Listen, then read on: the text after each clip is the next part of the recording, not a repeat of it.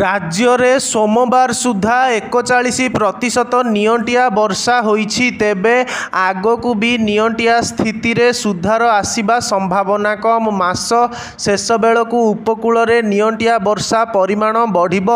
ଜୁଲାଇ 15 ଯାଏଁ ରାଜ୍ୟରେ ବର୍ଷା ନିଅଣ୍ଟିଆ ରହିବ। ଏଥିପାଇଁ ଚାଷ କାର୍ଯ୍ୟ ପ୍ରଭାବିତ ହୋଇପାରେ।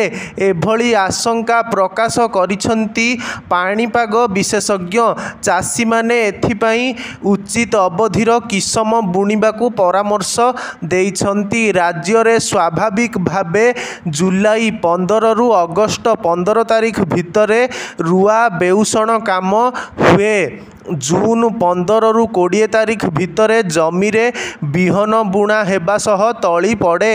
ଏବେ ଉପକୂଳରେ ନିଅଣ୍ଟିଆ ବର୍ଷା ସ୍ଥିତି ଥିବାରୁ ଜୁଲାଇ 15 ସୁଦ୍ଧା ତଳି ପକାଇ ହେବନି କି ରୁଆ ବେଉଷଣ ହୋଇପାରିବନି। ପୁଣି ଏବେ ବାଷ୍ପୀକରଣ ବହୁତ ଅଧିକ ହେଉଥିବାରୁ ଜମି ବତର ବା ଓଦା ରହିବନି। ବରିଷ୍ଠ ପାଣିପାଗ ବିଶେଷଜ୍ଞ ପ୍ରଫେସର ଡକ୍ଟର ସୁରେନ୍ଦ୍ରନାଥ ପଶୁପାଳକ ପୂର୍ବାନୁମାନ କରି କହିଛନ୍ତି, ଆଗକୁ ଲଘୁଚାପର ପ୍ରଭାବ ନାହିଁ। ରାଜ୍ୟରେ ମୌସୁମୀ ବାୟୁ ସକ୍ରିୟ ହେଉନି।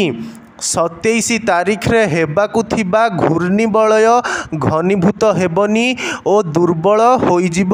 ଏଣୁ ଆସନ୍ତା ଜୁଲାଇ 15 ଯାଏଁ ରାଜ୍ୟରେ ନିଅଣ୍ଟିଆ ବର୍ଷା ସ୍ଥିତି ଲାଗି ରହିବ। ଏଥିପାଇଁ ଢିପ ଜମିରେ ଅଣଧାନ ବା ମଧ୍ୟମ କିସମର ଧାନ ଚାଷ ପାଇଁ ସେ ପରାମର୍ଶ ଦେଇଛନ୍ତି। ଏଥର ମୌସୁମୀ ବିଳମ୍ବରେ ପ୍ରତ୍ୟାହାର ହେବ।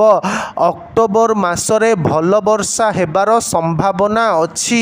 ଏଣୁ ଖାଲୁଆ ଜମିରେ 150ରୁ 160 ଦିନିଆ ଅବଧିର ବିହନ ବୁଣିବାକୁ ସେ ପରାମର୍ଶ ଦେଇଛନ୍ତି। ପଶ୍ଚିମ ଓଡ଼ିଶାରେ ଢିପ ଜମି ଅଧିକ।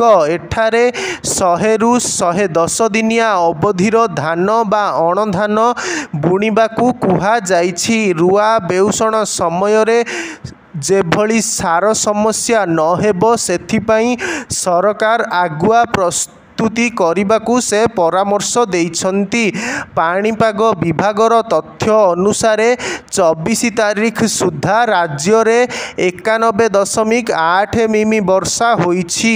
ପରିମାଣ 41% ନିଅଣ୍ଟିଆ ରହିଛି। ମାଲକାନଗିରି, ନବରଙ୍ଗପୁର, କନ୍ଧମାଳ, ଢେଙ୍କାନାଳ, ଜଗତସିଂହପୁର ଓ ସମ୍ବଲପୁରରେ ସ୍ୱାଭାବିକ ପରିମାଣର ବର୍ଷା ହୋଇଛି। ମୟୂରଭଞ୍ଜ, ବାଲେଶ୍ୱର, ବଲାଙ୍ଗୀର ଓ ପୁରୀ ଜିଲ୍ଲାରେ ଅଧିକ ନିଅଣ୍ଟିଆ ବର୍ଷା ସ୍ଥିତି ଅଛି।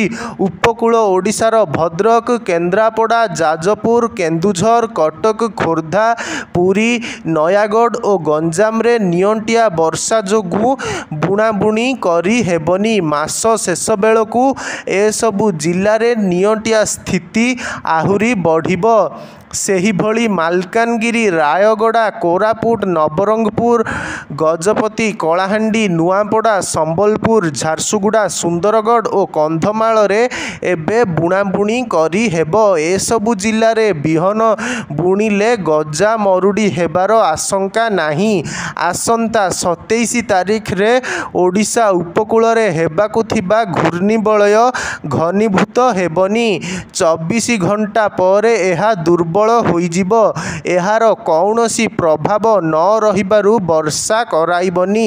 ଆସନ୍ତା 3 ଦିନ ଭିତରେ ଉପକୂଳରେ ମାତ୍ର 10 ମିମି ବର୍ଷା ସମ୍ଭାବନା ଅଛି। ଏହି 3 ଦିନରେ ଆଭ୍ୟନ୍ତରୀଣରେ 30 ମିମି ବର୍ଷା ହୋଇପାରେ। ମାସ ଶେଷ ବେଳକୁ ବର୍ଷା ପରିମାଣ ବଢ଼ିବ। ମୟୂରଭଞ୍ଜ, ସୁନ୍ଦରଗଡ଼, କନ୍ଧମାଳ, ପଶ୍ଚିମ ଓଡ଼ିଶା ଓ ପଶ୍ଚିମ ଆଭ୍ୟନ୍ତରୀଣରେ ବର୍ଷା ହେବ। ଏସବୁ ସ୍ଥାନରେ ଯେଉଁଠି ମାଟି ଓଦା ଅଛି ସେଠାରେ ତଳି ପକାଇ ପାରିବେ।